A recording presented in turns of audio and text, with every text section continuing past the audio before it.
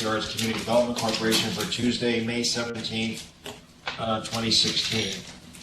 My name is Howard Zemsky. I serve as president of Empire State Development, as chair of Atlantic Yards Community Development Corporation. And I want to introduce two of our newest directors who are here with us today. Ms. Jennifer James is here, welcome. And Mr. Daniel Kummer. Welcome, thank you for joining. I'd like to note for the record that this meeting is being webcast. Directors have received the relevant written materials in advance of today's meeting and are free to ask questions at any time. Consistent with the policy of our parent corporation, we welcome public comment on the items on the following agenda. After each item is presented and any comments are received from the directors, we will allow members of the public to provide comments. All comments should be limited to 2 minutes and should only address the items that are under consideration. You will note that the final item on our agenda today is titled Public Comments. At that time, we will have an opportunity for members of the public to provide comments on non-agenda related matters. Please keep in mind that it is our intention to try to conclude today's meeting by 5 p.m., which is our allotted time. I'd like to ask the directors whether anyone has any potential conflict of interest with respect to any of the items on the agenda. Okay, there are none. Thank you. Any questions, comments, additions, or deletions to, let me see, maybe, can I get a motion to approve the minutes of March 15, 2016? So moved. Thank you. Any questions, comments, additions, or deletions? Is there a second? Second. All in favor? Aye. Any opposed? Great, thank you. I'd like to call on Marion Phillips to provide us with his president's report. This item is being presented for your information only, and no vote is required. Marion. Thank you, Howard. There are 3 items today we're going to present to you. In the interest of everyone's time, the presentation should be about 10 to 15 minutes each. There'll be 3 presentations, one by HDR. We'll give you an environmental update in terms of what their scope of work is and how they do their job related to monitoring the MEC. Then we'll have the community relations update report by Nicole Jordan. We'll have a quick construction activity update, project update by Ashley Cotton. A couple of things I do want to call. I do want to just highlight real quickly. Site 5, many of you, some of the directors have asked me, has there been any updates on Site 5? As of right now, there are no updates in Site 5. There have been no changes since the last time we met. Currently, there is not, the condemnation has been halted, as well as the project movement in terms of the proposal. We've not received anything more recently than our last conversation. Second part is the community feedback app. Let me just say that where we are is, I have been calling it an app because, I'm not technologically smart, so I call it an app. The reality is it's a digital solution. There are people who are far smarter than me in terms of technology who say that the proper term and proper item would probably be a digital resource or digital solution in the form of a mobile website, which would do the exact same thing as an app. And so we currently have a vendor who engages in a process like that, an entity, a mobile website, and hopefully they will be able to develop that for us. If not, we will put it out on the market. The scope of work will be identical to what we've done before. The scope of work will be shared with the directors before we move forward, and the directors will have input, and we'll meet with the community one more time before we move that forward. So at this point, I'm sorry. Question. Could we perhaps put it out to the assembly as to whether there's any meaningful difference between a mobile website and an app that we should be taking into account before you go ahead and shift in that direction? Is there anyone who thinks it needs to be a sort of self-contained, curated app as opposed to a mobile website? It's more accessible through an app, isn't it? I mean, if you have a link. I think there are 2 problems. Okay, good. Let the community speak up. Just wanted to add that I think the key piece of functionality, which could be possible in an app or a mobile website, would be geocoding the location of the person entering tickets on that solution, whether it's an app or a mobile website. The location is very is very key, obviously, to the types of incidents that are going to be reported on this app, and it will be much more convenient if it's automatically reported at the time the tickets are logged. There was, Steve.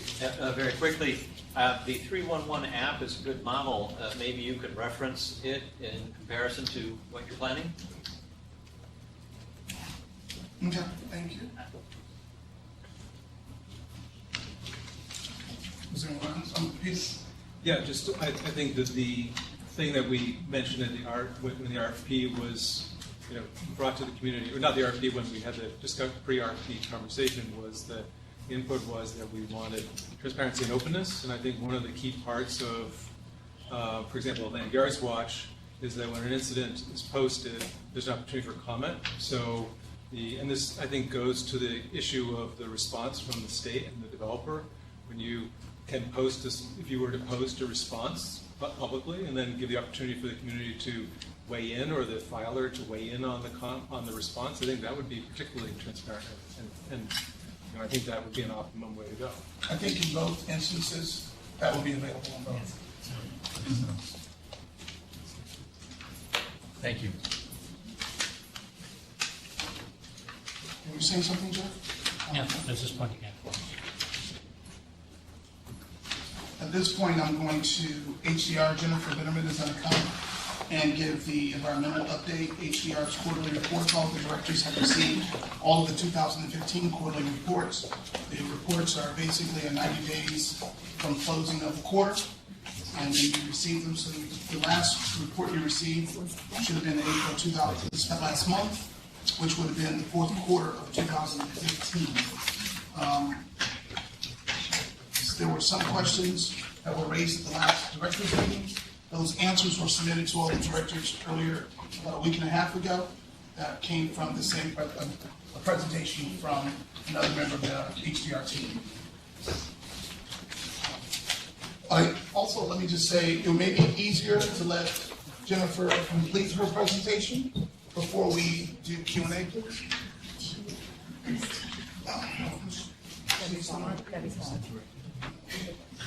Is that correct? Oh, thank you. Jane. Erin, can I start? Yes. We're good? Okay. My name is Jennifer Benneman. I am HDR's project manager for the mitigation monitoring program at Atlantic Yards. I'd like to start by putting the mitigation monitoring program for this project into a little bit of context. We serve as independent mitigation monitors on 5 other construction projects in New York City. And the mitigation monitoring program for Atlantic Yards is by far the most robust, thorough, and expansive in scope. For our other projects, we perform a maximum of 1 site visit per week, as compared to 4 site visits per week for this project. And the interaction with lead agencies is extremely minimal. For our other projects, we produce a monthly site report as compared to a weekly site report for this project. And for all these projects, the goal of mitigating construction impacts to the local community is a common thread. You may recall seeing a similar version of this graphic before. It shows the organizational structure of the entities involved in the mitigation monitoring program. ESD directly oversees the developer's compliance with the MEC requirements, and under the developer's agreements with the contractors, they have the obligation to comply with the MEC. The on-site environmental monitor, or OEM, which is remedial engineering, monitors the contractor's compliance with the MEC requirements on behalf of the developer. And HDR monitors the oversight performed by the OEM and the contractor's compliance on behalf of ESD. We have a staff of 7 people who actively support the project, in addition to access to specialists and technical experts on an as-needed basis. And the success of the mitigation monitoring program is really attributed to the involvement of all of these entities and the many eyes on the project. MEC requirements, which HDR oversees on behalf of ESD, are included in Section O of the second amended MEC. We perform 1 full day and 3 unannounced half-day site visits each week. And each time we're on site, we perform 1 walkthrough with the OEM. which allows us to see any potential issues or incidents of noncompliance at the same time and results in more efficient follow-up and resolution of incidents. We also perform random site visits during the weekend and nighttime hours when work is being performed that triggers the MEC requirements, such as soil disturbing activities, the use of noisier equipment, or major deliveries. HDR and ESD both participate in 3 weekly calls centered around the OEM program.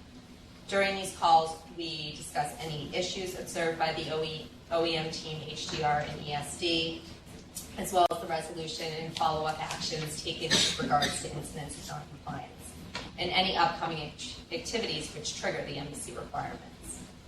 And then additional calls and in-person meetings are held on an as-needed basis. For example, to discuss the site-wide maintenance and protection of traffic plan, or the MPT plan, or the developer's noise receptor control program. We perform spot checks of project documentation that is maintained by the developer and the OEM, including noise monitoring reports, equipment emission compliance documentation, and the developer's noise receptor control tracking system. We also review and comment on site-specific plans and protocols, such as truck routing maps, construction noise mitigation plans, and dust mitigation plans. We compile our observations, photos, and a description of corrective measures and follow-up discussions in our weekly site reports, which are included as an appendix to our quarterly reports. Our quarterly reports focus on trend analysis using the detailed observations made during our routine site visits in conjunction with the OEM compliance metrics to identify areas where there could be improvements in the OEM program and areas that should be closely monitored by the developer and the OEM.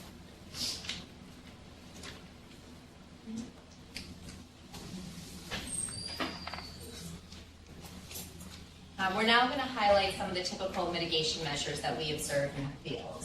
The MEC air quality measures are centered around dust suppression, monitoring during earth-disturbing activities, and the use of best available tailpipe technologies.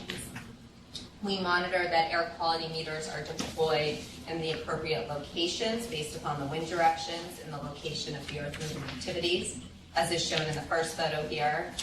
That entrances are stabilized in order to prevent dirt from being tracked off-site by vehicles, as is shown in the second photo. And then manual spraying of soil-disturbing activities is performed, as is shown in the third photo. Through spot checks of relevant documentation and field inspections, we also monitor compliance with MEC equipment emission requirements, including the use of diesel particulate filters.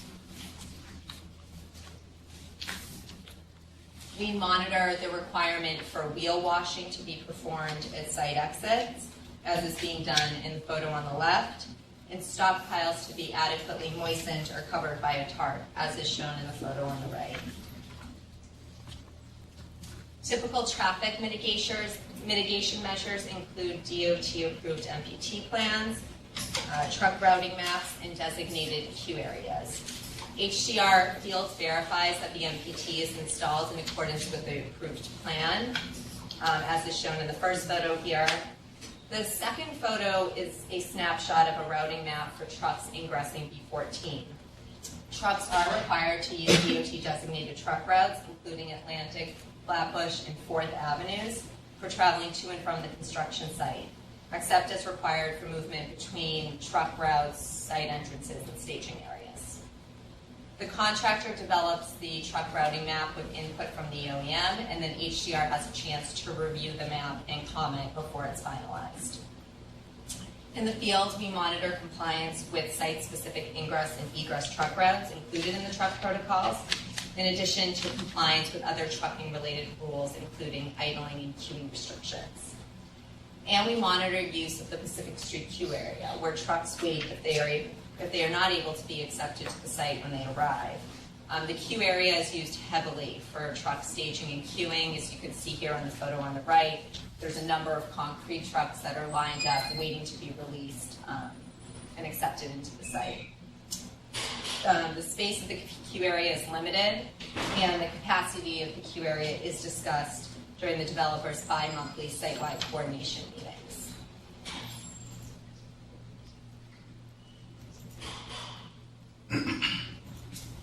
HDR monitors the use of path noise controls in conjunction with noisier pieces of equipment as required by the MEC and the site-specific construction noise mitigation plans. In this first photo here, MEC-compliant blankets were added to the plywood in front of a drill rig that's operating adjacent to sensitive receptors along Dean Street. A 16-foot fence was found not to be practicable or feasible in this location for a number of reasons, including impacts to the FDNY egress adjacent to the B15 site. And therefore, use of additional path noise controls were required to be evaluated for practicability and feasibility in accordance with the MEC requirements. In this case, the blankets added to the plywood serve as the additional path noise control. HDR also monitors the use of MEC-compliant materials, such as plywood or blankets, on site perimeter fences and gates, as can be seen in the middle photo, and confirms that trucks are operating behind noise barriers where practicable. In the photo on the right, you can see that concrete trucks are operating behind the site perimeter fence on the B3 site. The major source of noise on the concrete trucks comes from the engine, which is about 4 to 5 feet from the ground, and is therefore shielded from the sensitive receptors by the 8-foot tall site perimeter fence. HDR maintains a very detailed spreadsheet known as the mitigation matrix as a tool to track the developer's compliance with all of the MEC requirements. The matrix is a 26-page document which includes the means and methods the developer and the OEM will use to comply with the requirement and the status. The matrix contains all of the MEC requirements, but it's really tailored towards tracking non-construction related MEC requirements by keeping track of milestones and triggers. We significantly revised the mitigation matrix and made it a lot more detailed in the fourth quarter of 2015, and we've been including it as an appendix to our quarterly reports beginning with the third quarter of 2015. And the mitigation matrix is updated on a quarterly basis with input from ESD and the developer. As a result of a request from HDR and ESD for the OEM to expand the scope of the performance metrics and contextualize incidents of noncompliance, the metrics were revised during the spring of 2015. Prior to this, the number of incidents of noncompliance were reported for a few key areas, but they were not put into context. For example, the number of truck protocol incidents of noncompliance compared to the total number of trucks that access the site during a given month. HDR and ESD reviewed and discussed the calculation methodology developed by the OEM and the developer to make sure that it is effective in representing overall compliance. The expanded metrics allow us to track the effectiveness of the mitigation monitoring program and identify trends and incidents of noncompliance as a means of focusing mitigation efforts. To date, metrics reports have been released for the months of August 2015 to March 2016, and they are included in HDR's quarterly mitigation monitoring reports. The data shows a range of approximately 90 to 100% compliance for the metrics that are tracked in the categories of truck protocols, equipment emission and noise level compliance, dust mitigation, air quality monitoring, and sediment control measures. Even though the metrics show a very high level of compliance across the site, this is a construction project.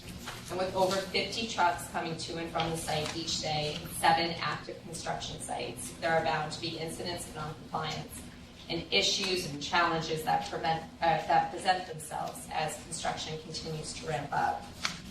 We've seen issues with truck drivers complying with site-specific truck routes, idling and queuing requirements, non-compliant concrete trucks being sent to the site, in situations which could have been avoided if advance notice was given to the OEM team to ensure that the proper protocols and mitigation measures were put in place. This past April, HDR and ESD discussed with the developer ways to improve the levels of compliance in the aforementioned areas. In order to increase the likelihood that the truck protocols are distributed to the maximum extent possible to all entities delivering to the project site, the developer has committed to having the contractors provide written notification that protocols were provided to individual subcontractors, vendors, and trucking companies. and having the contractors hand out protocols to drivers who do not have them in their possession when they arrive to the site, based upon random checks that are performed by the OEM. The developer is also committed to installing signage along the Pacific Street queue area and perimeter fencing of select project sites, which calls for compliance with truck-related protocols. Signage will be installed indicating that truck drivers may be banned from the site if not following the protocols. And phrasing for additional signage could include, remember to follow approved trucking routes, remember to station approved areas, and signage reminding drivers of the idling requirements. Due to an increase in the number of concrete trucks that have been coming to the site and the consolidation of multiple concrete companies with both compliant and non-compliant or non-verified trucks under U.S. Concrete, there's been a minor increase in the number of non-compliant trucks that are coming to the site. And when I say minor, HDR has observed 10 non-compliant concrete trucks come to the site since January 1, out of hundreds, if not thousands, of concrete trucks that have come. The developer is requiring the contractor turn away any potentially non-compliant concrete trucks unless there are extenuating circumstances that are conveyed to the OEM to the developer ahead of time. The responsibility to inspect concrete trucks was recently given to inspectors which are already inspecting the trucks as part of Department of Building guidelines. The inspector will have a copy of the controlled truck fleet list showing trucks which were previously verified to be compliant. And if a truck arrives to the site that's not on that list, then the inspector will inform the site super, and the site super is responsible for turning the truck away.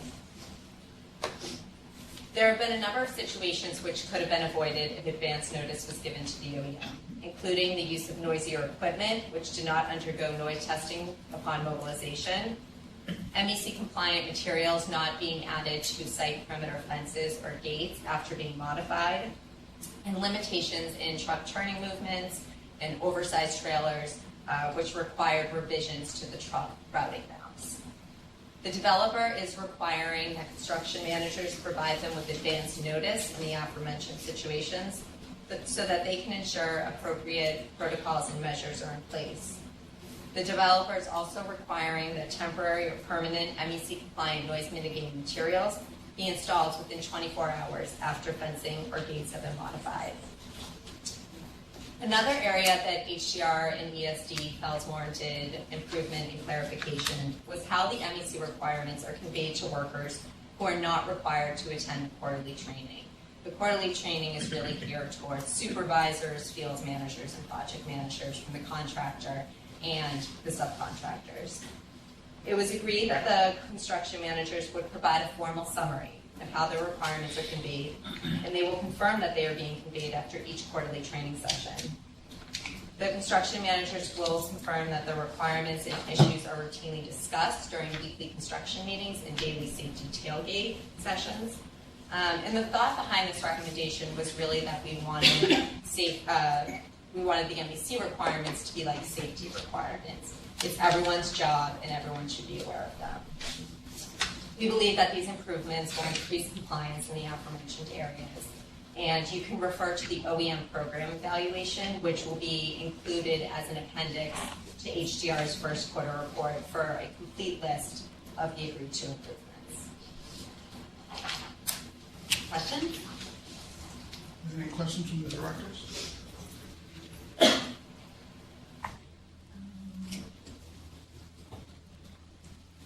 Yeah, thank you for the presentation.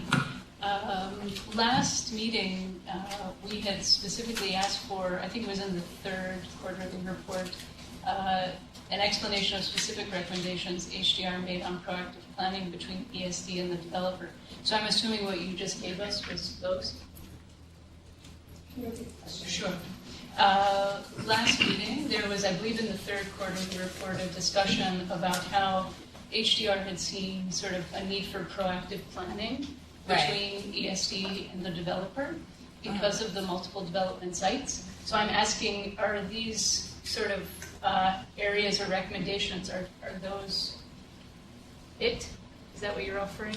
I wouldn't say necessarily. I think the proactive planning really comes into play when we meet each quarter to update the mitigation matrix, when the 6-month look ahead is developed, during our weekly calls when we're talking about the issues on site and upcoming work which triggers the MVC requirements.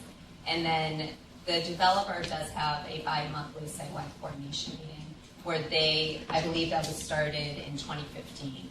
And that is really where the proactive planning comes in among the developers and their contractors. So you have representatives for each of the sites from Forest City and also from the contractors that are meeting to discuss upcoming major pours, use of the queue area, and how individual MPT plans work together and affect the project site as a whole. So that's really where the proactive planning comes in. These recommendations were developed as a result of areas where we were seeing repeated incidents of noncompliance and where we thought there was something that could be done about it. Great. You mentioned, I think from what I see on Instagram accounts, what I hear from community members, a lot of the things that you honed in on, particularly truck protocols, seem to be some quality of life, a major quality of life issue. You mentioned signage. Now, I'm assuming because we're talking about the fourth quarterly report for last year, that these things are in place. Are they? No, these things are not in place. The recommendations were agreed to in April, and they will be included as an appendix to our first quarter report. So some of these things are already being done right now. We have a meeting next week with the developer and the OEM to talk about more of the specifics, the exact language for signage, and having the OEM upload the written confirmation from the contractor saying he distributed the protocols to the developers. File sharing database, that type of thing. But those recommendations are being implemented now and will be in the immediate future. I have 2 more questions, if you'll allow me. So this idea of sort of tracking progress is something that we've talked about quite a bit in these meetings. So can you share with us the kind of the metrics of success? How are you tracking that these recommendations are actually having an impact? Yeah. Well, they're just being implemented now, so I don't think we've entirely got that out completely. But, I mean, I have here a summary of the metrics reports from August to March, and they're very high compliance levels across the site. I mean, there's nothing below 90% for any of the areas. So I think that, for example, with the truck protocol related metrics, the average is above 98%, but this is still a notable concern for the community. So it's not just, I think we need to remember that we have these metrics and they contextualize incidents of noncompliance, but we also need to, join them together with what we're actually seeing on site. So I think that, I think we will continue to watch the metrics, but I think that the metrics don't tell the full story necessarily because they don't tell of unique situations that are occurring on the site or the reasons for incidents of noncompliance. So I think that we will use the metrics, but I think also we'll just be discussing this during our weekly calls as well. And if we keep seeing that there's a lot of truck protocol incidents of noncompliance, then we may need to reevaluate recommendations. Okay. And those metrics are located in the report, or? In the quarterly report, yes. Okay. They're an appendix to the quarterly report. Great. My last question is about, in the summary of the report, there's sort of, you break down the incidents and talk about how some of the things you were able to resolve on the same day, some things took a week, some things took a month. So can you please give us some information on what are you having the most difficulty resolving time-wise? So what is taking a month to address? Right. 17% of the incidents took up to 1 month, and 3% took over a month. Okay. This was the fourth quarter report? Yes. Okay. I think that in those cases,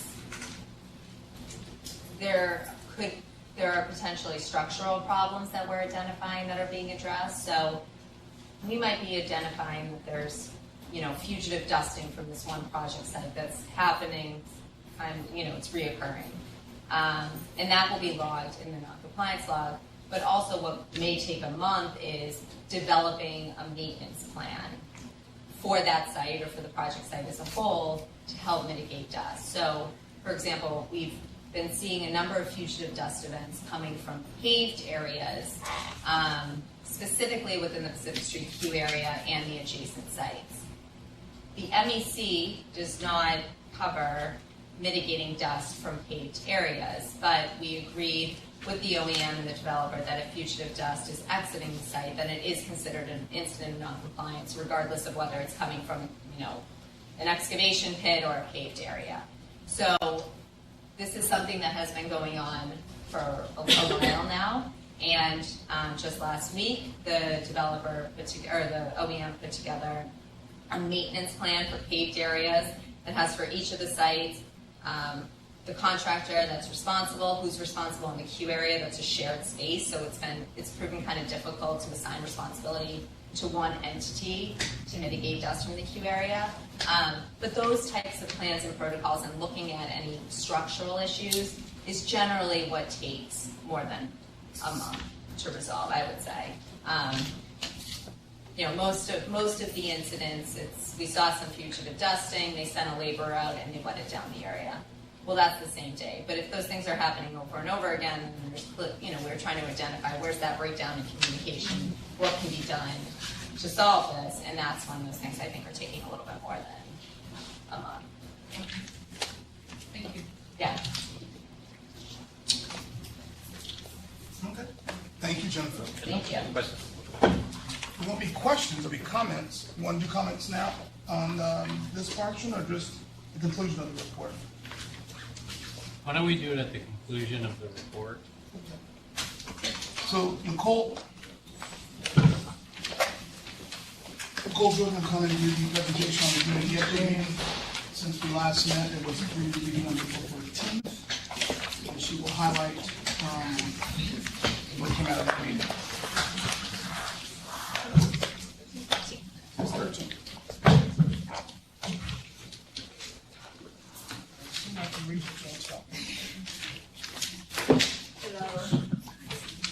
So Greenland Forest City and ESD hosted a community update meeting, which I believe was Wednesday, April 14th. That's the day it was, 13th.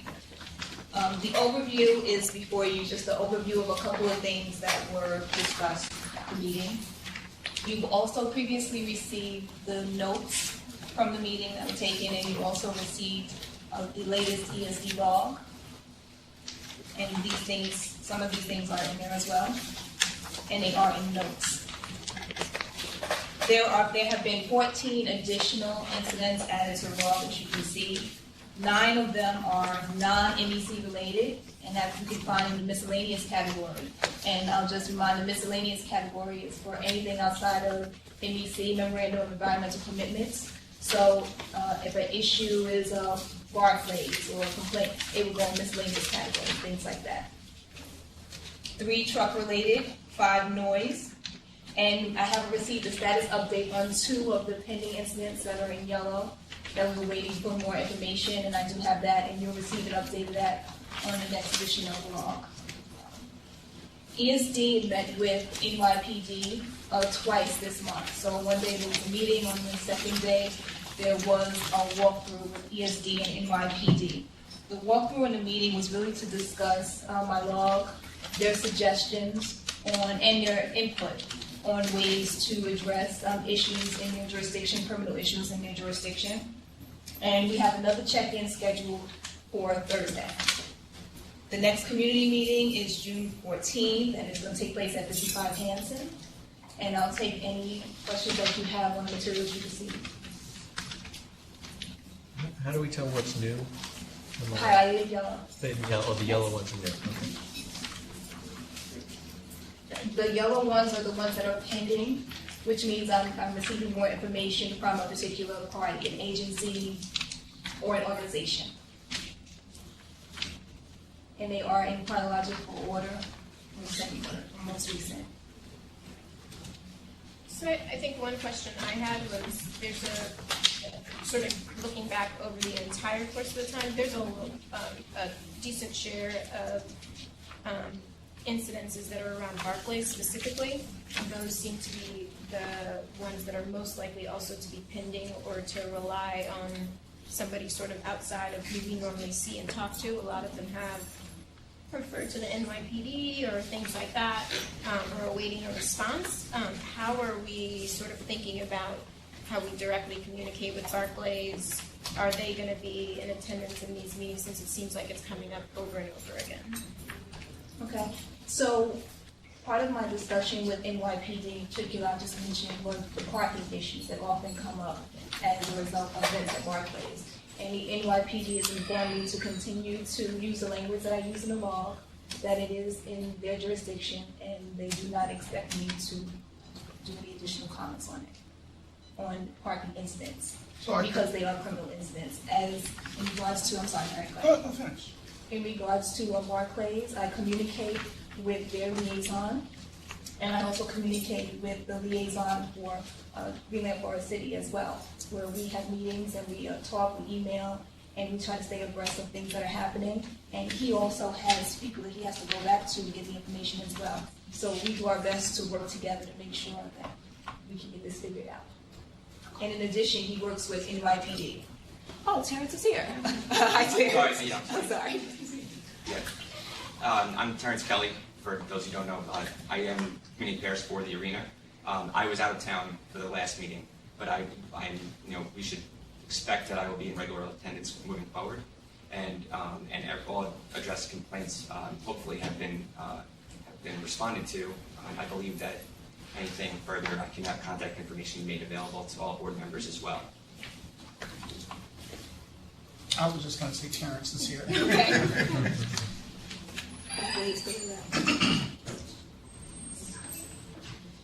I just want to make a comment. I had the opportunity to read the community update meeting notes, and I found them really helpful as a supplement to what we hear at the board meetings.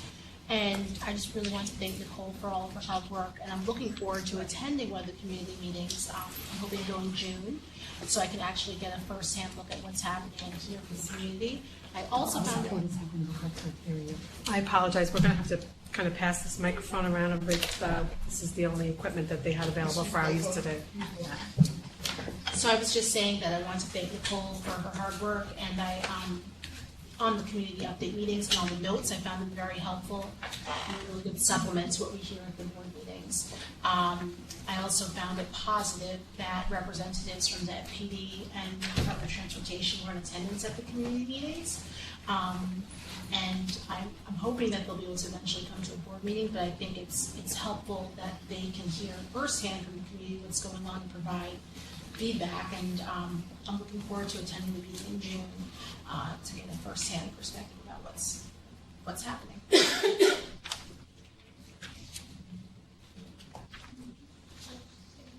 Yeah, I would, thank you.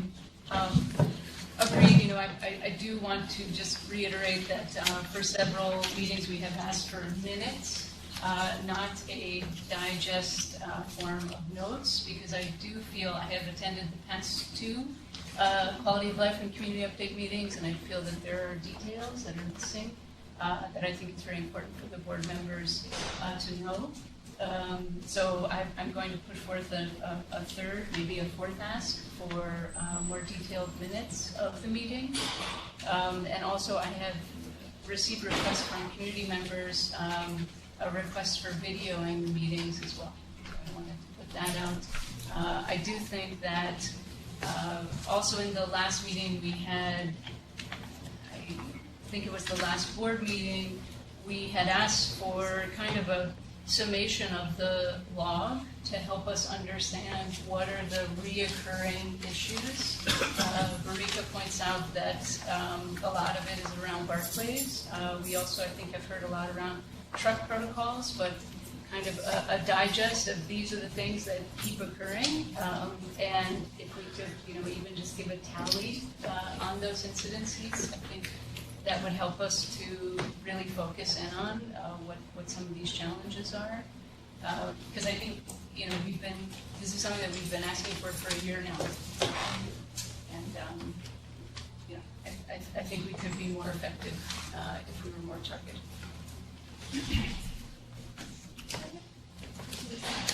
Excuse me. I did attend the last one. Thank you.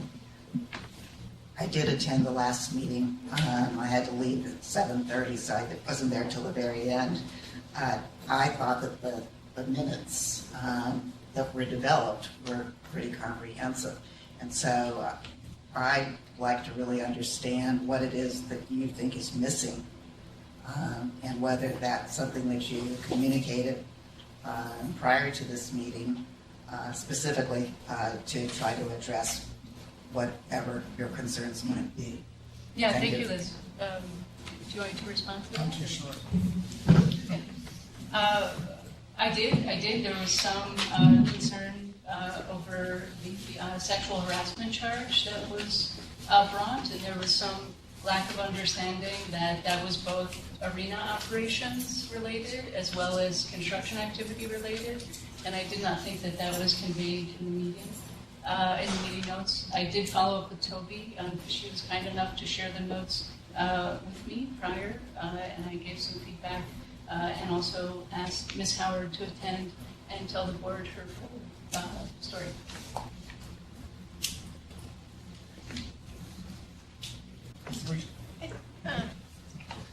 I think the one other thing, and I haven't been attending the community meetings also because there are board members who are in the community, and I think we want to make sure those folks actually get to attend them as residents.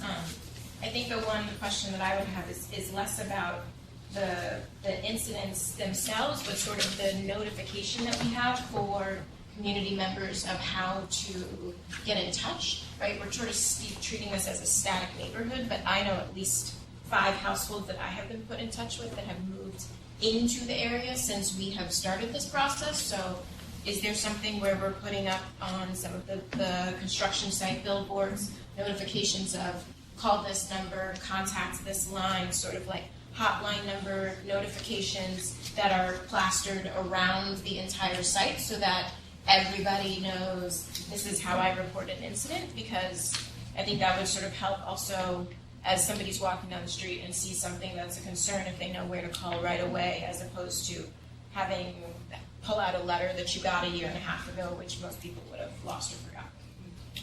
If I remember correctly, I walked the site recently. There are 2 signs, if I remember the number is 2. There may be more than 2. More than 2. There are more than 2 that have the numbers, our number and developers' numbers, names and number, emails, for complaints. I think contact information is also provided as it relates to the community liaison office, and also Ms. Jordan, via the 2-week look ahead that is sent out regularly and distributed to various members of the community. But if board members have suggestions as to either an email blast list or folks that the coach should include on her list, I'm sure we'd be welcome to those recommendations. I do have an email blast list as well that has a list of community organizations. There's community boards. So there are 4 community boards located on my blast. So it goes to colleges, people in the area, elected officials. I also do an FYI meeting at Building 55 Hanson. So for the people that work in that building or live in the area, when they have their meeting monthly, we go in there and we just say, here's the information about the project, our office is here, you can reach us. So we do. Every meeting I provide business cards. I even made sheets with my information as well as my counterpart at City Roberta's information on it, so you can get in touch with either one of us. Yeah, If you have any additional suggestions, I'll be glad to add them. Yeah, and so I would suggest maybe this is one thing for Barclays to think about, is maybe putting up some notification by the Barclays Center themselves, since it seems to be a source of concern. The other thing is that right now we're also not, we're sort of relying on the network, the existing networks to notify people of things, but not everybody is a part of those. So how to sort of reach out to new people coming into the community. Also, I noticed that our board meetings are currently not advertised on the website, so just making sure that like the notification that these happen and these take place and they're open to the community is really being spread around. So, which I know is, we'll sort of craft it and get it right as we go along, but yeah. No, we appreciate that comment, but our board meetings are noticed. I don't know how much in advance, maybe what you're speaking to, they are noticed on ESD's website. So I checked the AYCDC section of the board site, and it didn't happen.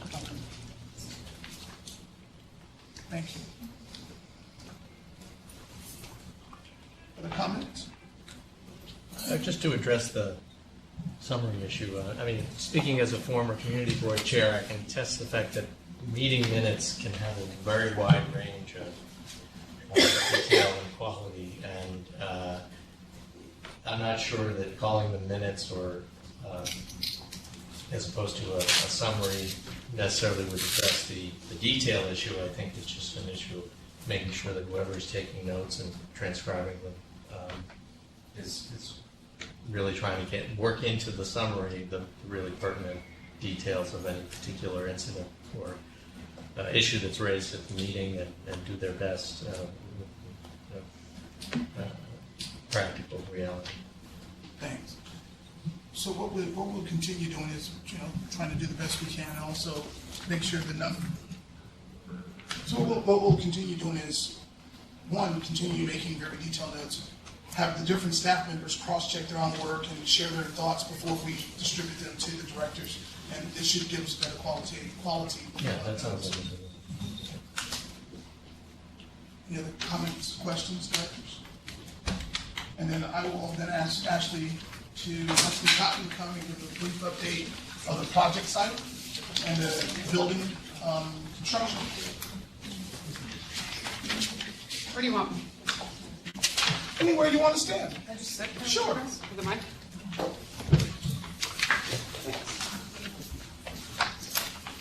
Hi everybody, Ashley Cotton from Forest City Radnor, representing Greenland Forest City and Barclays Center here today. I don't have a ton of updates, it's really just the construction photos and progress. So I'm happy to take questions at the end, but I'll run through this quickly. So we'll start in the Long Island Rail Yard. This is a recent photo. Obviously, we talked at length about the work we're doing in there. This image, interestingly, is what you call maintenance of equipment modular building. It was actually placed or erected inside the rail yard. And this facility will house Long Island Railroad staff who performs daily train car toilet servicing, interior car cleaning, car inspections, and light-duty maintenance of the trains that are stored in the yard. So people are looking down and thinking, oh, are they building housing down there? That is not yet. Moving forward, 550 Vanderbilt, you guys all know is the condo. It was topped out in November. So at this point, facade is about halfway up the building. And obviously lots of interior work going on with mechanical plumbing systems, etc. This is 535 Carlton Avenue. It's approximately 300 affordable units. We've not announced the lottery for this building, but it will be the next one after 461 Dean. Obviously this building's topped out already as well, and the facade is quickly going up the side of the building there. Building is moving the fastest, it seems, these days. It is 38 6th Avenue. This is 100% affordable as well, and is the location of the future health center. And the superstructure is obviously going up. We've hit the 10th floor of the building. You guys all know 664 Pacific Street, the site of the future middle school, and approximately 300 market rate rental units. The demo is complete at this point, and there is a construction fence up all the way around the site. And then next, 615 Dean, a condo building. There's foundation work going on behind the fence. And so the building with the most news is that we have erected the last mod at the 461 Dean Street building. That was on Wednesday last week. And the lottery opened for the 181 affordable units. It opened on April 27th. It closes June 27th.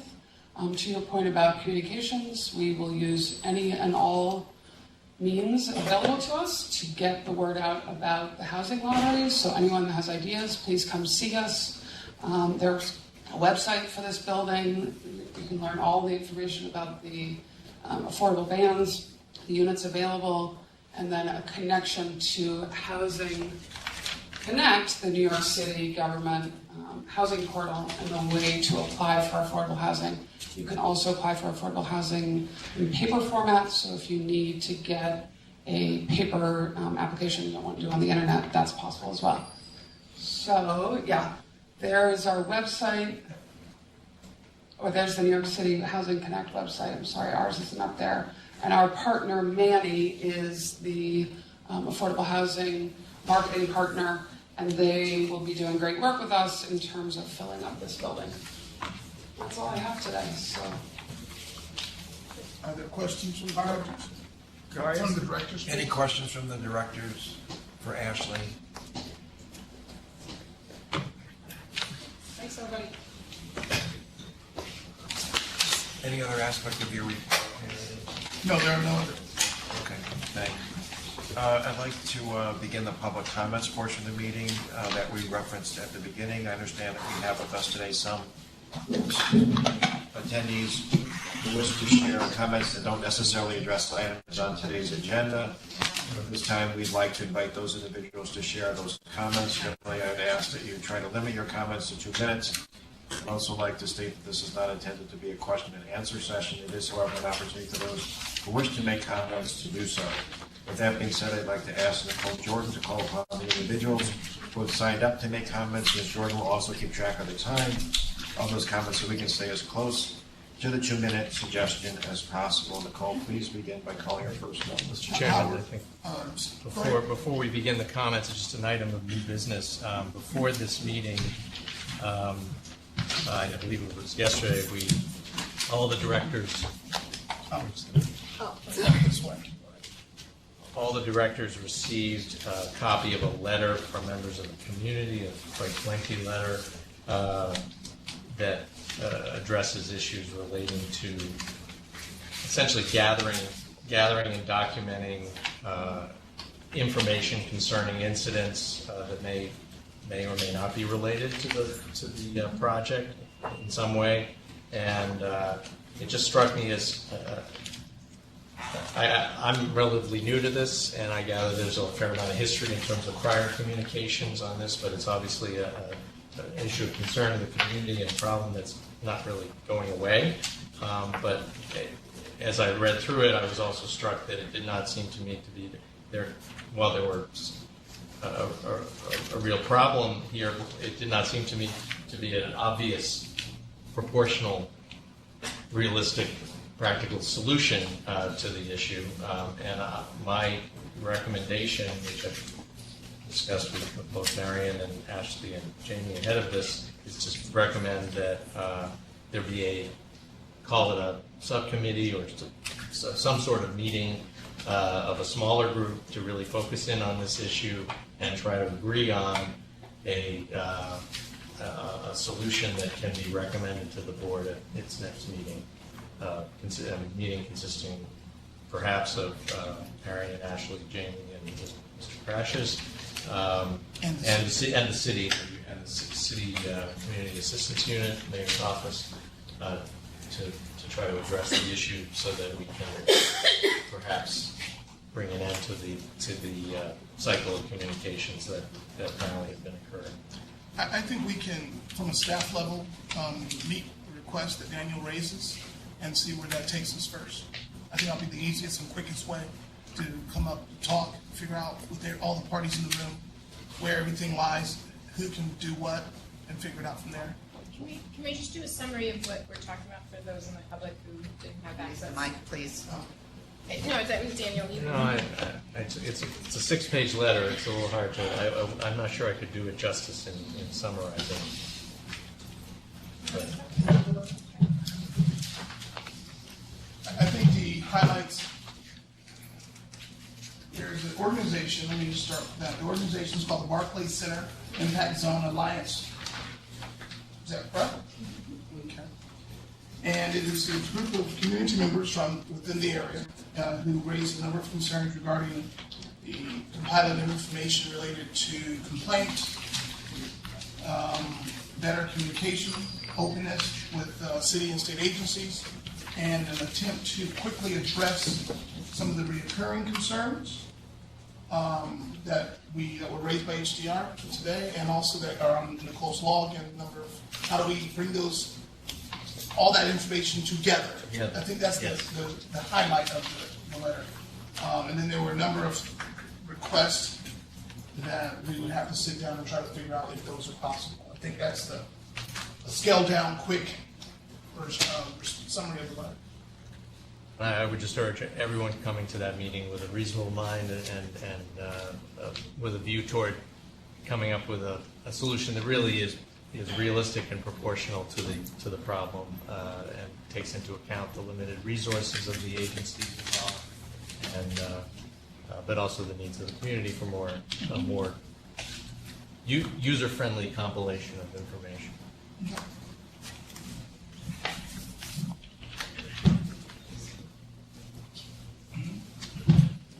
There are a number of names on the list, I guess we'll find out if they still want to speak after that.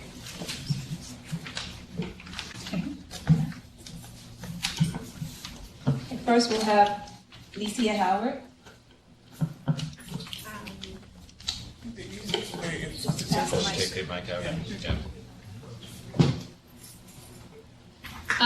Hello, everyone.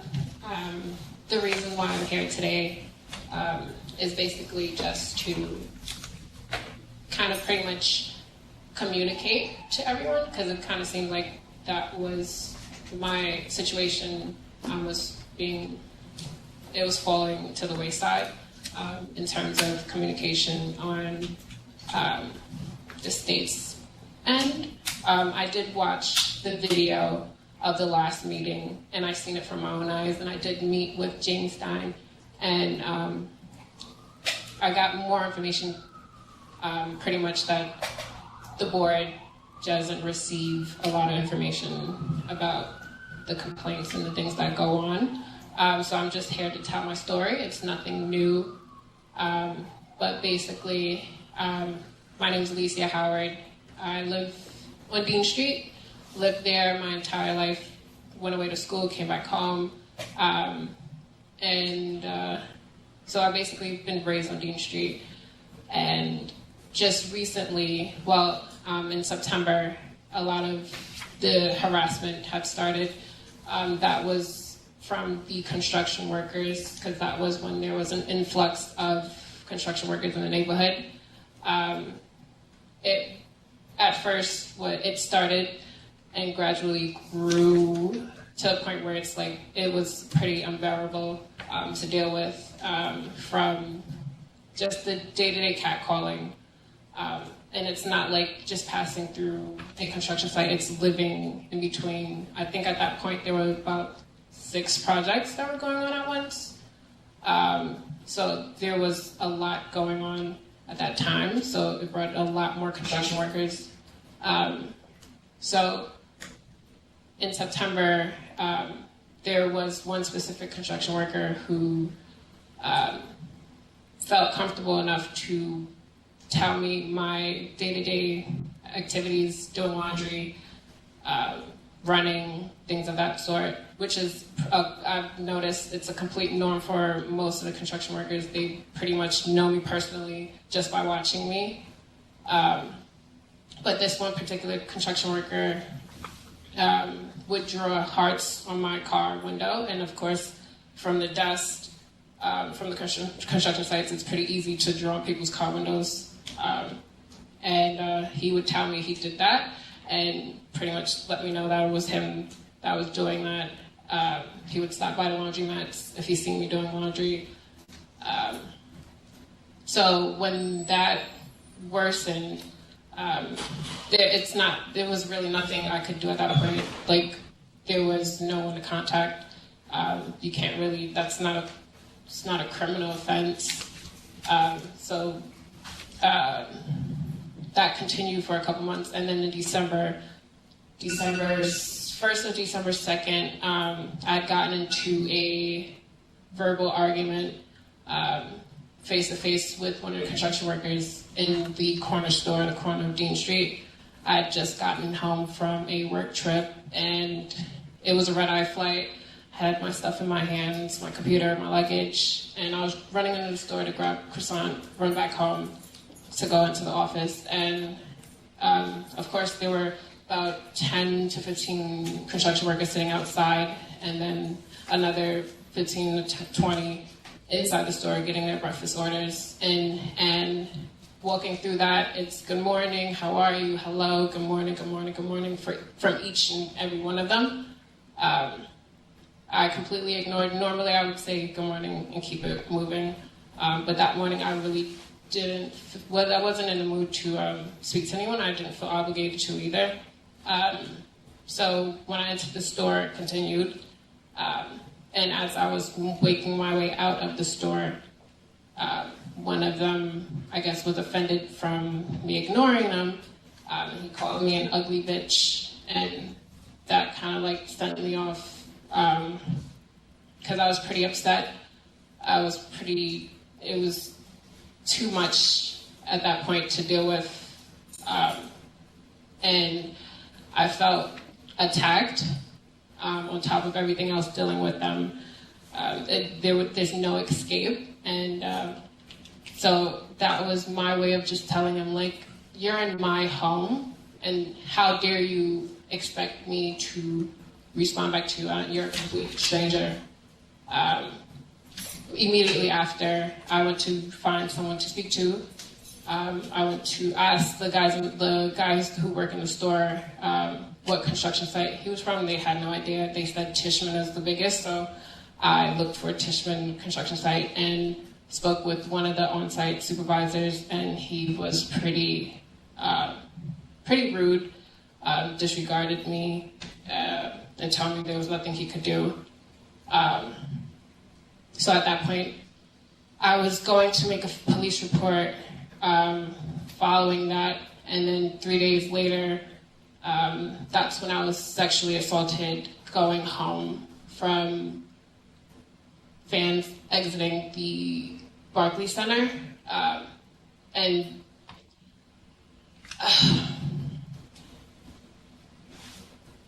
There was a police report made that night. And these are things that I feel like people should know, and I feel like the board should know. And for people to understand who don't live there, like, it's day in and day out. And even on the weekends now. And there's no escaping it. And there's nothing being done about it. So I just wanted everyone to understand the struggle that people in the neighborhood do go through, because it is emotionally affecting me, and I'm sure it's affecting other people. And I just wanted everyone to understand that. Thank you. Thank you so much.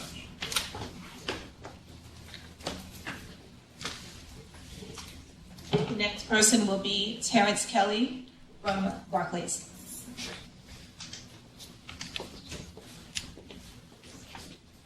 Hey, I just figured I'd give a quick update. Yeah, to your point, I certainly wanted to extend my communication and contact information to everyone here. Since we had met, there were a couple of pieces of information on the arena end that we wanted to just make sure we're out there. I know in terms of code of conduct for our arena events, we had changed it specifically to language I can share with you as well here. Based on our initial conversations back in December and working with the National Hockey League, in addition to arena management and senior staff, it had been included in the PA address reading before games, and made special note of Barclays Center is surrounded by residential neighborhoods, and we ask that you be courteous and respectful to the community before and after the game. This will be re-edited into next season's code of conduct video as well. We certainly take this very seriously, and I apologize that I can't follow up. As you mentioned, it's as an ongoing police matter. I certainly defer and respect your privacy. And I certainly just want to make sure people know that we are here. In terms of event presence, the Islanders playoff games this year, certainly a large impact that we've been mindful of and adjusting to on a daily basis. I believe in the second, we had 5 games at home for the playoffs, 4 of which were overtime, sudden death overtime games, meaning that everyone leaves the building in one moment. At the same time, we had asked and coordinated with NYPD 70 Precinct and also with the Traffic Intelligence Unit to ask for hotspot enforcement. As several people had seen me out there the first night of the second round of the series, making sure that enforcement was out there. Over the last week, we had 2 playoff games, 2 Justin Bieber events, and we averaged double-digit, or rather, we were informed by Traffic Intelligence Unit that over double-digit summonses were issued on each of those nights. In addition to that, over 7,000 people on average took the Long Island Railroad to and from Islanders games and Justin Bieber events that week. We want to make sure that if there's adjustments that can be made, and that if there's traffic enforcement that you would like us to keep in mind when we do coordinate, I hope that I'm here. And I'll have my contact information made available afterwards. Thank you very much.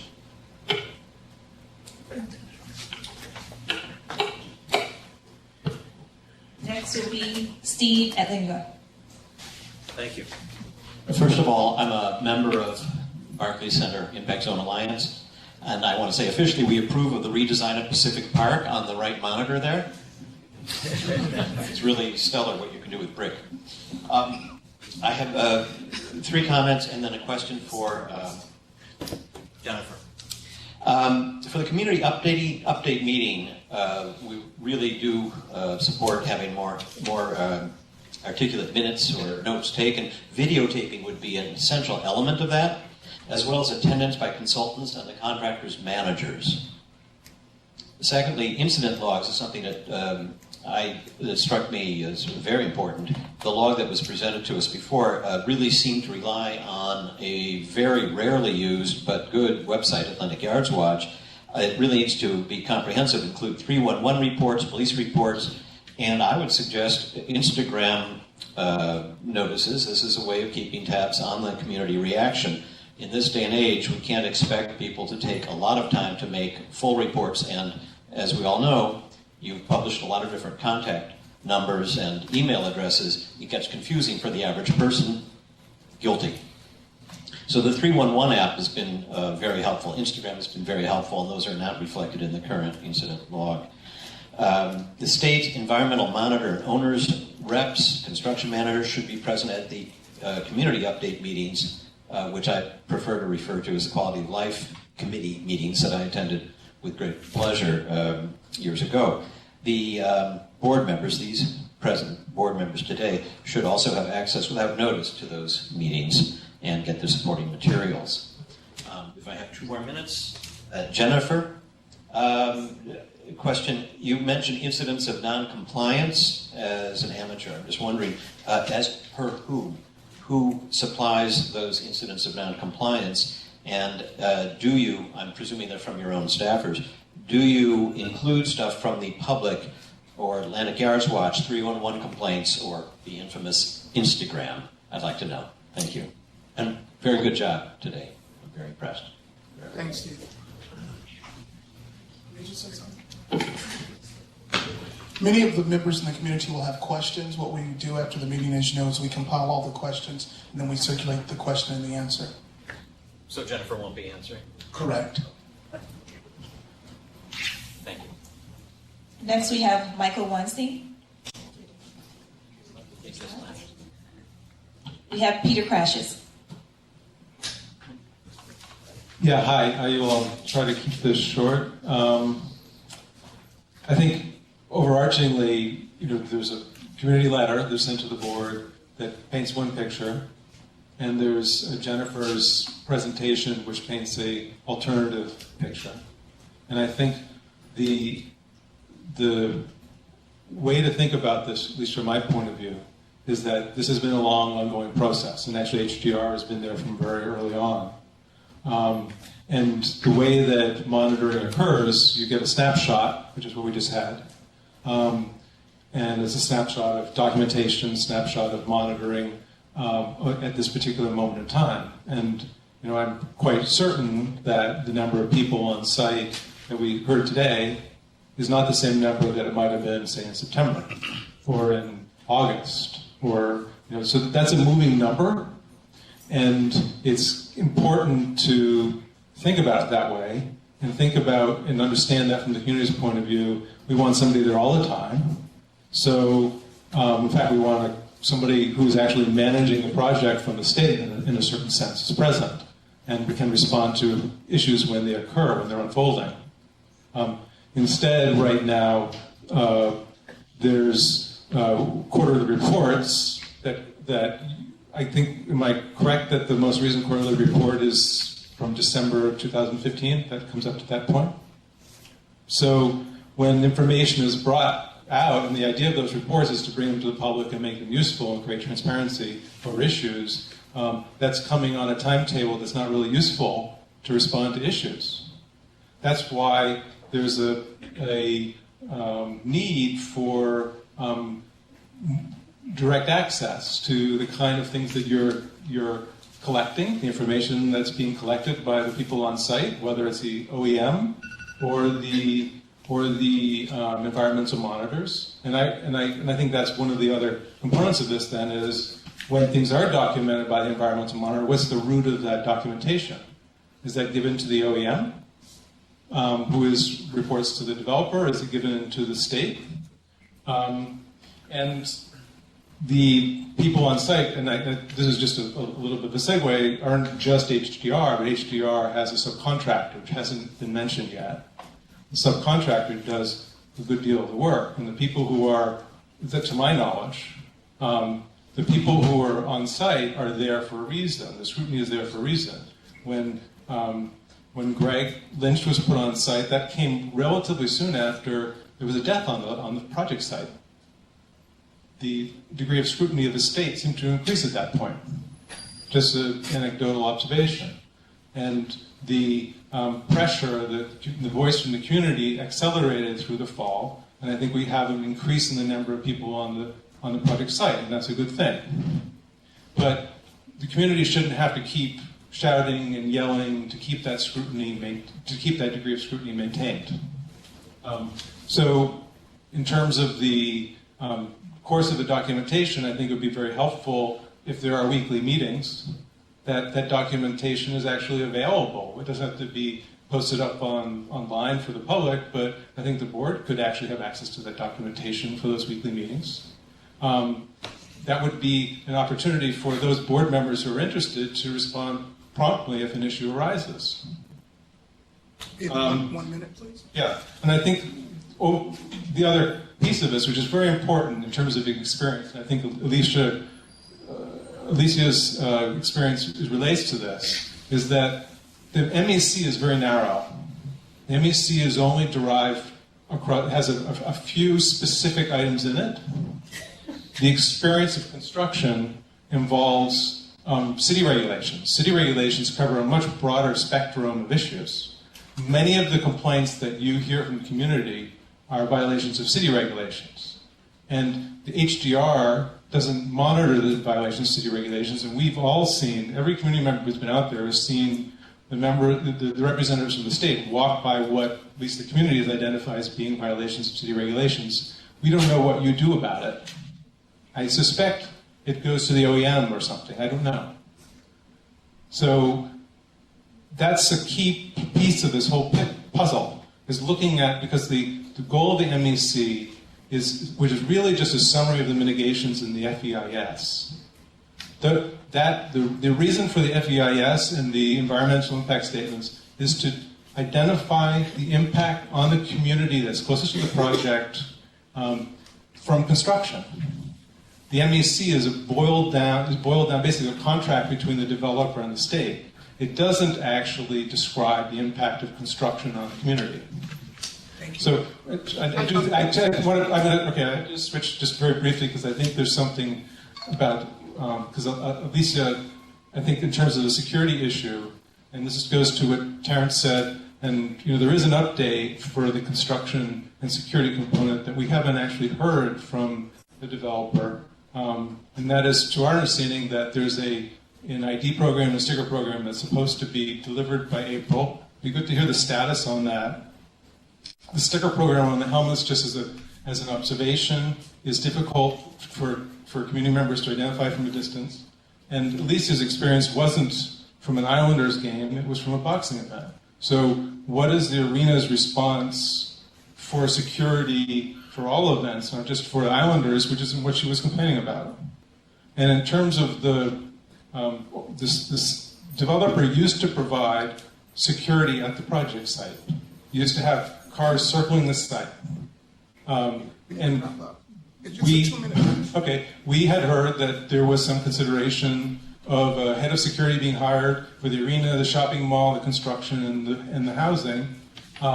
And we've also heard now that that's not going to happen. So, why are we having less security right now delivered by the developer than we had when the project was empty lots? Thank you.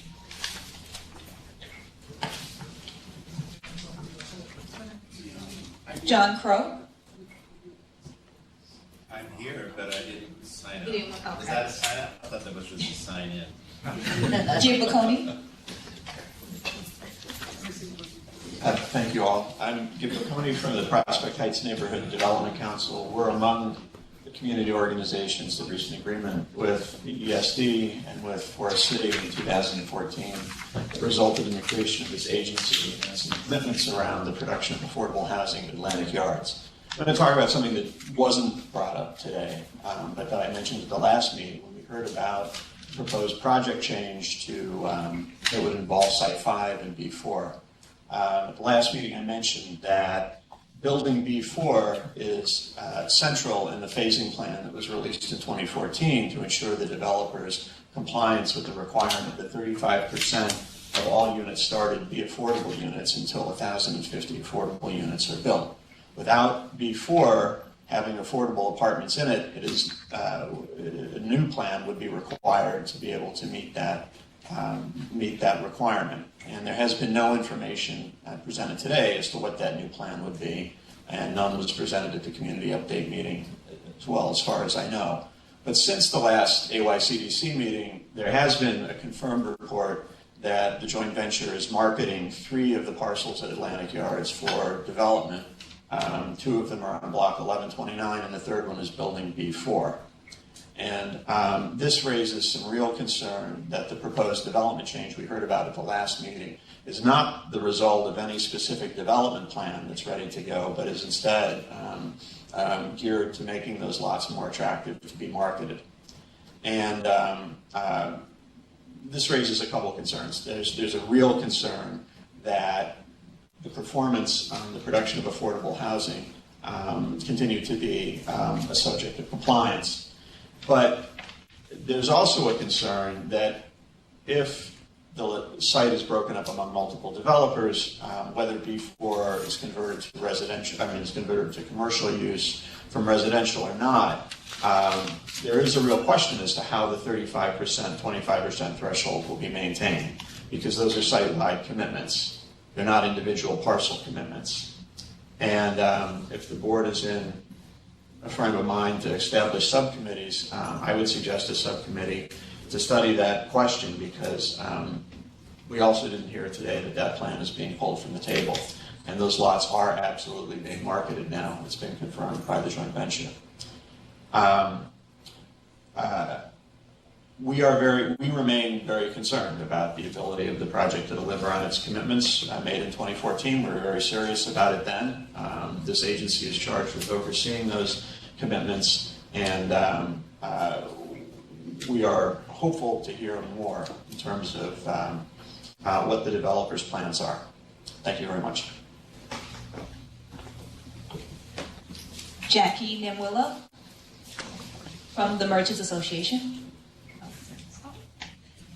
Betty Carr. Okay. Could we conclude with speakers?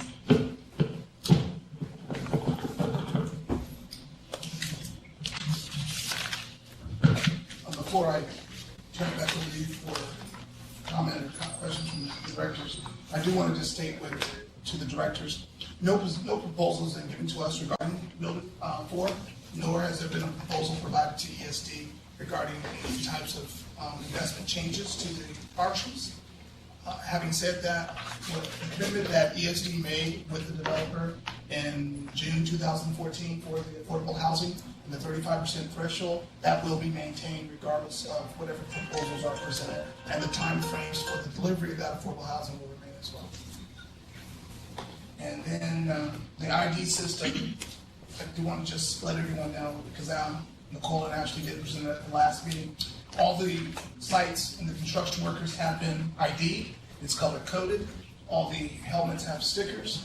And it's on a rolling basis as new employees come onto the site and new parcels, the new buildings begin construction. Those employees will also be ID'd as well. Advertisements are also on the gate around community. Let's put up. Great, thanks, Marion. Well, we've gotten a lot of good participation and feedback from directors and from community members, so I want to thank everyone for coming. Is there anything that anyone wants to say before we seek to adjourn? Yeah. I just wanted to follow up, Marion, just to understand. So we'll receive a response to Peter's question and Ms. Howard's issues in a few weeks, month. How does that work? We normally respond in about 10 days to these meetings. So we don't? As expeditiously as possible.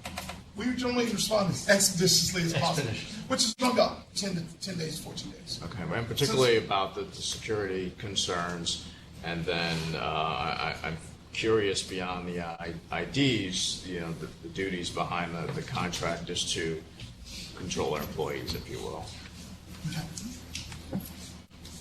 I just had a question for clarification on the code of conduct videos. Are those aired only at Islanders games or at all Barclays events? All arena events have a code of conduct video. And when are they aired? They're aired within a certain duration of time. Well, there's two different elements. There's an audio loop that happens outside the arena as a public service announcement that is ongoing and happens until at least 30 minutes after the events start inside the building.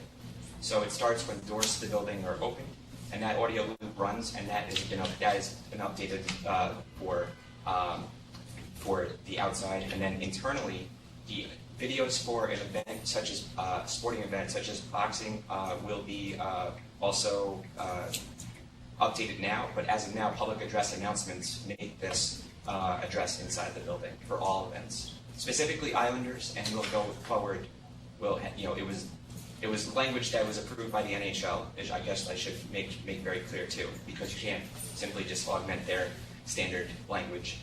So we did that as we wanted to get that first out because it became a very serious matter, and it took a lot of process over the since we first had met and heard and issued.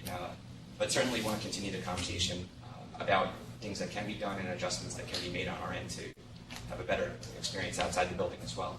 Very well. I'm just glad that you clarified, because I think there was some confusion as to whether it was limited to NHL events but it sounds like it was the language was developed, the video product was developed in consultation with NHL, but with a view toward using it for all events. That's correct. And apologies if I'm not clear on the process of how the meetings should go in terms of response, but again, I certainly want to make sure I'm here to share my information and be as helpful as possible. Okay, thanks.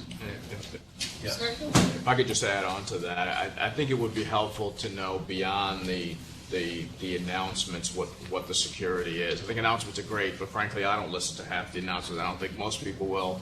Certainly after they've had a few beers, they're not going to remember what the announcements are. So just curious for, what is the overall security plan? I'll just jump in, because I think we're mixing apples and oranges. Like, we didn't come to give an update on what happens with Barclays Center security. Terrence wanted to make new news. I know that we meet a lot and you guys don't come to everything, that we found out after Alicia came forward that there was a missing code of conduct as it related to NHL. So we introduced that. Terrence is announcing today the sentence he read is being added to all events, right?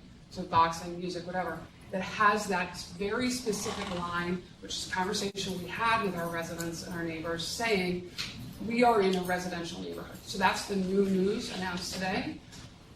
We could walk you through Barclays Center security, police security, all these sorts of things. Happy to do that, but the only point Terrence was trying to make today is that new language about you are coming out to a residential neighborhood has been added thanks to input from the neighborhood saying we still feel like there's an issue here. So it's a new thing we're announcing today. Barclays Center security is on our plaza and in our building because that's where we're insured. This is a private security force, etc. The police, thank goodness, is our amazing partner in terms of security across the street, down the street, et cetera, et cetera.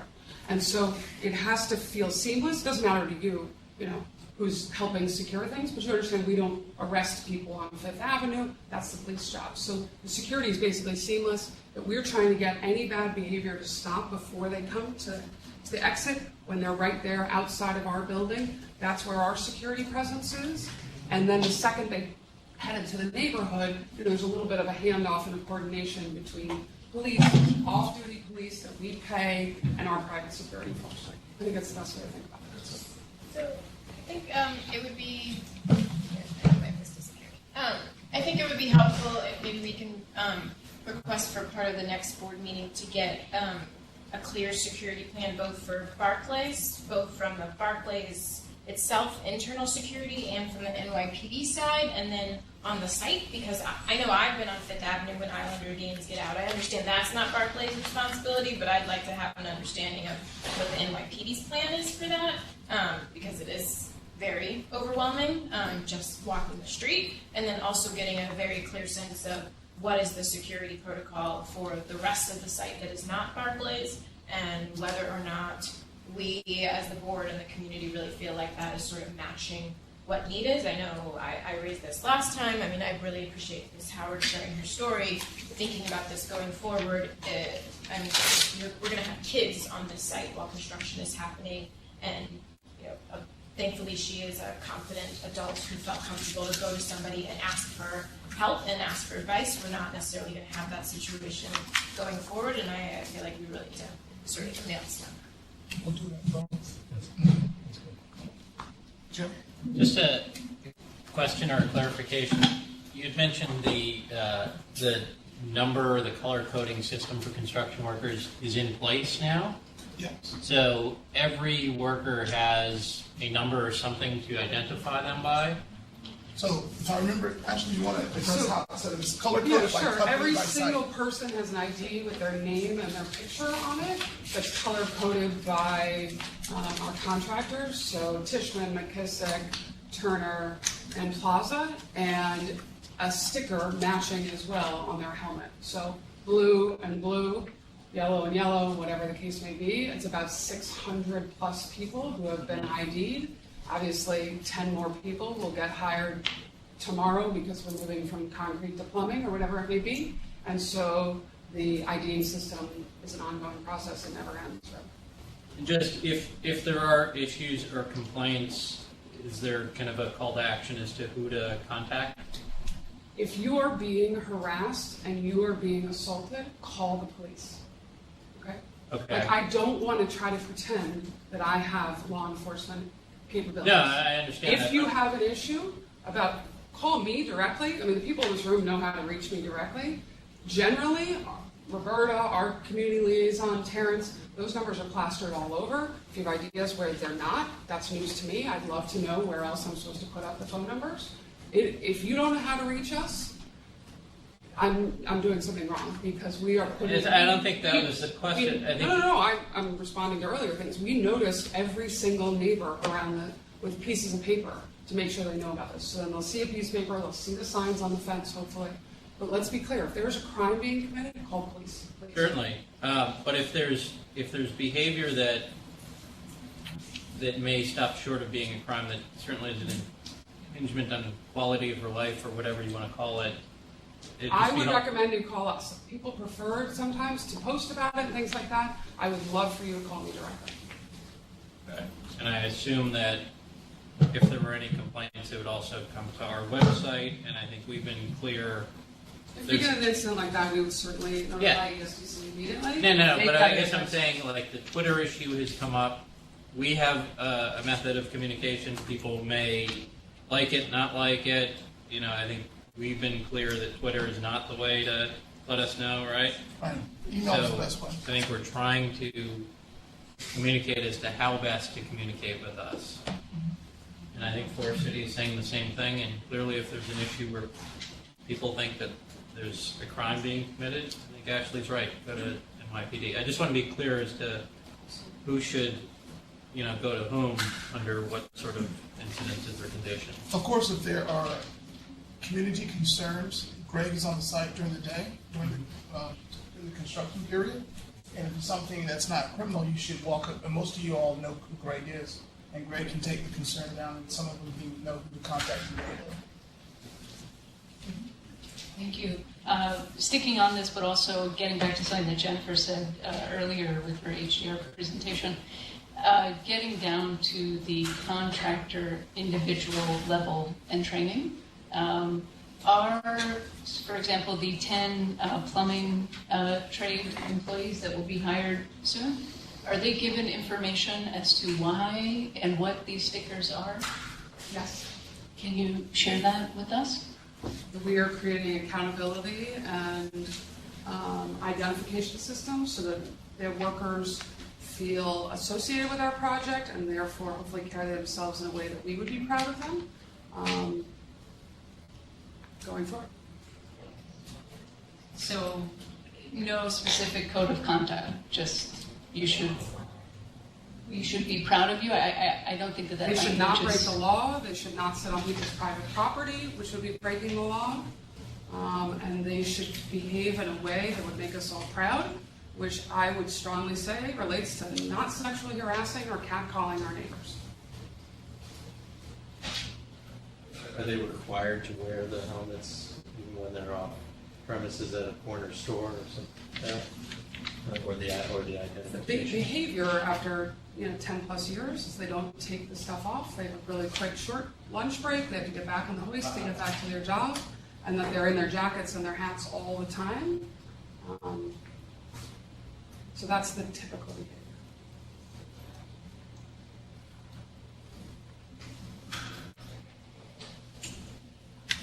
Comments? Motion to adjourn? Moved. Thank you. Thank you all for participating.